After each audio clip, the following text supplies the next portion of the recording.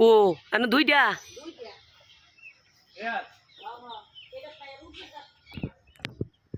আমরা অন আছে খুঁজা বার করলে অনেক একটা বার করে দিব।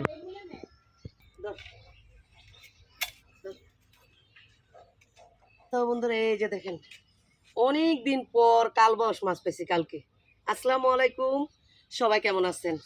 আশা করছি সবাই ভালো আছেন। আলহামদুলিল্লাহ আমরাও ভালো আছি, আমার পরিবারের সবাইকে নিয়ে। তো প্রতিদিনের মতো চলে আসছি নতুন একটা রেসিপি নিয়ে। তো কালবাউস মাছটা অনেকদিন পর কালকে উত্তরা থেকে আসার টাইমে কালকে দেখা এই পাইছি সামনে। কাশ্মীর বাবা বলতেছে যে নিবা, তো আজকে সে আবদুল্লাপুর আরো তো যাইতো, তো বলতেছে যে আরো তো যাবো, আরো থেকে তো এইসব মাছ পাওয়া যায় না। তো এই মাছটা হলো মূলত সিরাজগঞ্জের, আমাদের এদিকে তো আর মাছ নাই।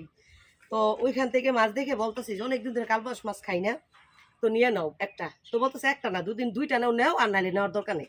তারপরে এই দুইটা মাছ আনছি, তো এই মাছটা এখন কাটবো ধুইবো, তারপরে কিছুটা রান্না করব। তো রান্নাটা আমি কীভাবে করি সেটা আপনাদের সঙ্গে শেয়ার করবো। তো আশা করি আপনাদের কাছে ভালো লাগবে।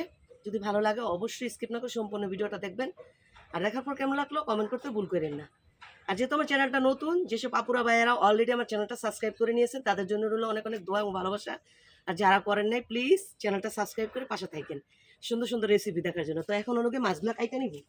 অলরেডি বৃষ্টির মা এই যে কি জানি বলে কি নিয়ে বসে পড়ছে, না আমি এখানে বসি। তো বন্ধুরা বৃষ্টির মা এই যে মাছটা আসটা ফালাই দিবে, তারপর আমি কাটবো।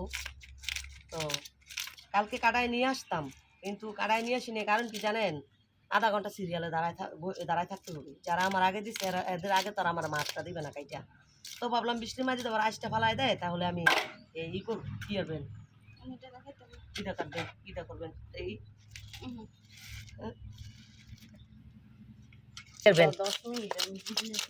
সাইডে কেরবেন, সাইয়ে মাছ আর কালো হয়ে যাব।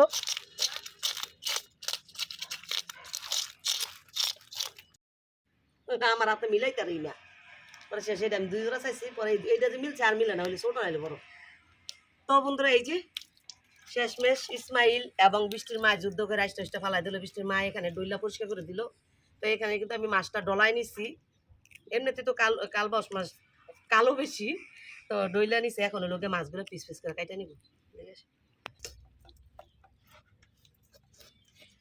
অনেকদিন পরে মাছ কাটতেছি না, কি বলবেন এটা ইয়ে দাঁড়াই করে দিয়ে আনছিলেন, দাঁড়াই দিছি তো এমকে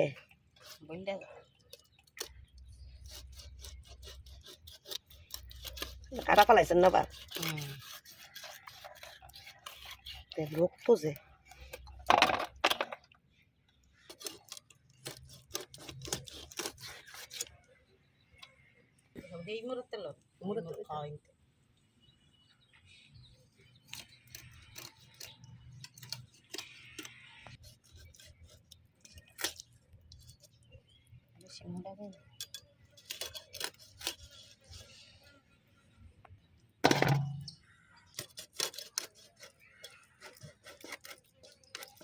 বন্ধুরা 12টা বেজে আছে।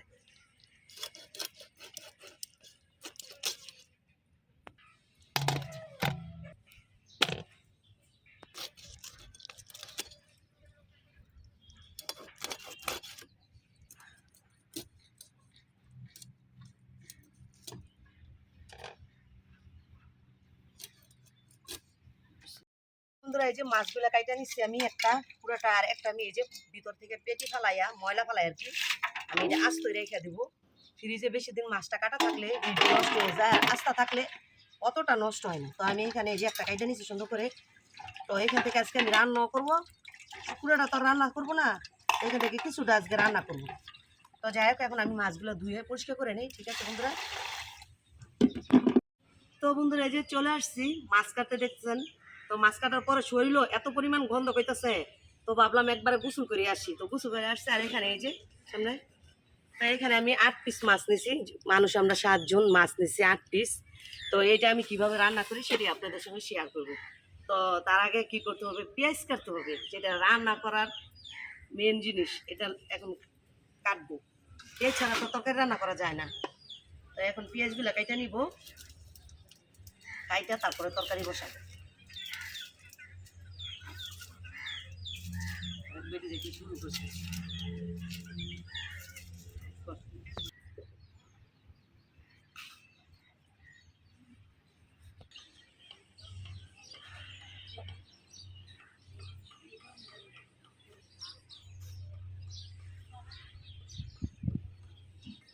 যে আমি পেঁয়াজগুলা কাইটা পরিষ্কার করে দিয়ে নিছি, এখন কাইটা নিব।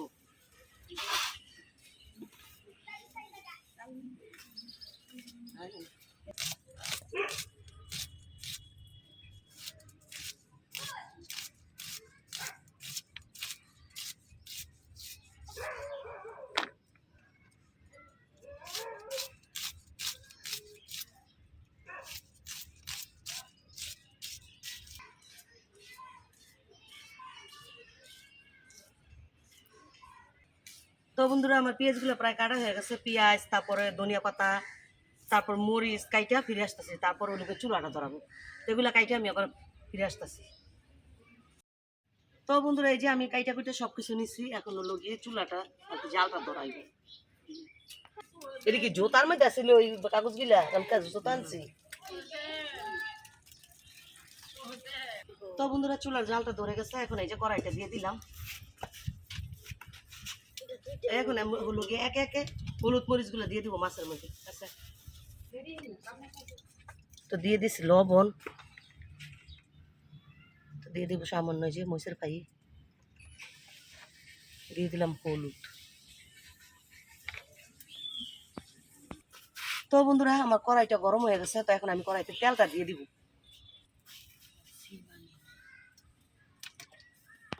তো বন্ধুরা এই যে আমি এখন মাছটা মাখাই নিব, তেলটা দিয়ে দিলাম। এখন আমি মাছগুলা ভালোভাবে হলুদ মরিচ দিয়ে মাখাই নিচ্ছি।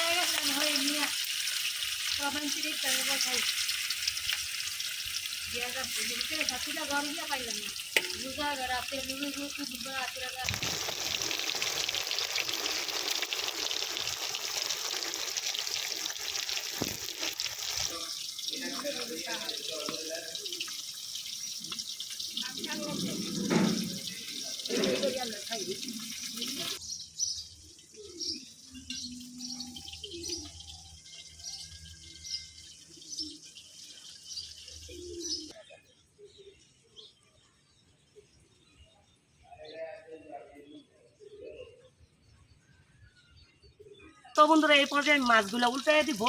তো এক পিঠ হয়ে গেছে, একটু লাল লাল করে যে ভাইজা নিতেছি।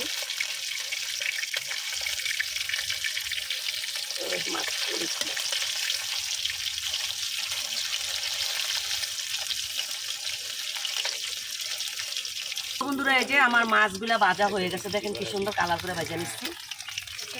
তো এখন আমি এই যে মাছগুলো উড়াই নিব। তো মাছের গুণা করলে এই পর্যায়ে এই মাছগুলা ঠিক আছে, একটু বেশি আবার ওই করলে তাহলে ভাল লাগবে না গুণা। যে মাছগুলা বাইজা উঠাই নিচ্ছি, এখন আমি মাছ গুনার জন্য আমি টমেটো দিয়ে দিব, এই পেঁয়াজ দিয়ে দিব, টমেটো বলে।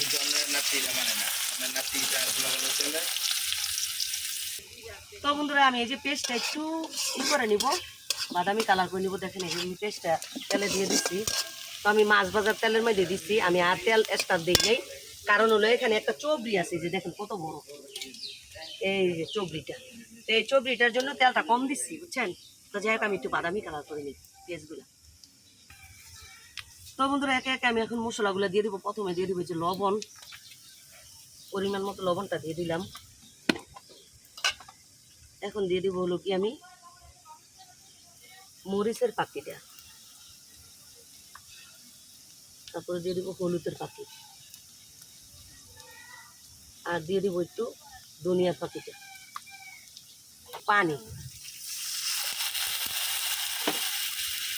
পানিটা দিয়ে আমি ভালোভাবে মশলাটা কষাই নিব এখন।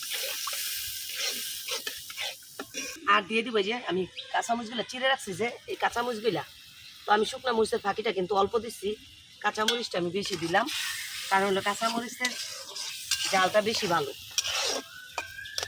তো এখন আমি এটা ভালোভাবে কষাই নিব। তো বন্ধুরা আমার এই যে মশলাটা কষানো হয়ে গেছে, তেলগুলা বাইসা গেছে গাই দেখেন। তো এখন দিয়ে দেবো মাছগুলা দিয়ে আমি এই যে তেলটাও দিয়ে দিলাম, মাছগুলোও দিয়ে দিলাম, একটু কষাই নিব। আর সাথে হলো গিয়ে টমেটো দিয়ে দিব, যে টমেটো।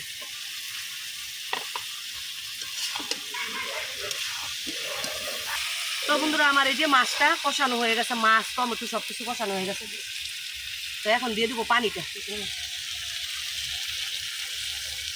এখন একটু পরিমাণ মতো আমি পানি দিয়ে দিলাম, একটু ঝোল ঝোল রাখবো, কারণ হলো আমার বাচ্চারা একটু ঝোল পছন্দ করে, যার কারণে এই যে একটু ঝোল দিয়ে দিলাম। এখন এটা আমি সুন্দর করে রান্না করে নেব।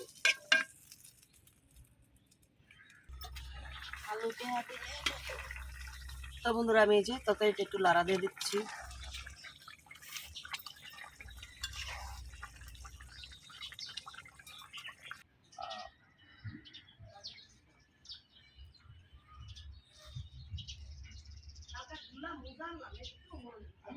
তো বন্ধুরা আমার তরকারিটা কিন্তু হয়ে গেছে শেষের দিকে। এখন আমি এই যে ধনিয়া পাতাটা দিয়ে দিব, এটা না দিলে আমার কাছে শীতের সিজনের সবজিটা অসম্পূর্ণ থাইকা যায়।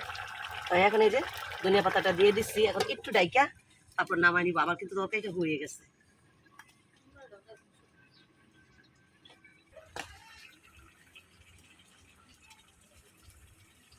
তো বন্ধুরা আমার তরকারিটা হয়ে গেছে, আমি এখন নামাই নিব তরকারিটা।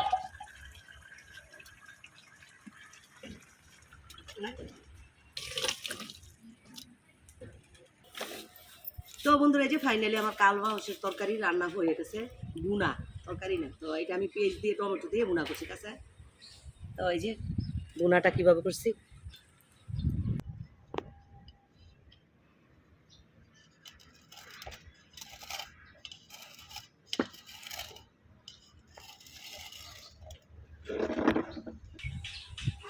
আমার রান্নাটা যদি ভালো লাগে অবশ্যই বাসায় তৈরি করে খেয়ে দেখেন। আর যে কালবাউসটা আমি রান্না করছি, এই কালবাউসটা সবসময় মজার একটা মাছ। তো আমি অনেক দিন পর আজকে রান্না করছি, অনেক দিন পর খাবো। তো যাই হোক আজকের মতন এই পর্যন্তই। তো দেখা হবে নতুন একটা দিন নতুন একটা রেসিপি নিয়ে। এ পর্যন্ত সবাই ভালো থাকবেন, সুস্থ থাকবেন। আল্লাহ হাফেজ, আসসালামু আলাইকুম।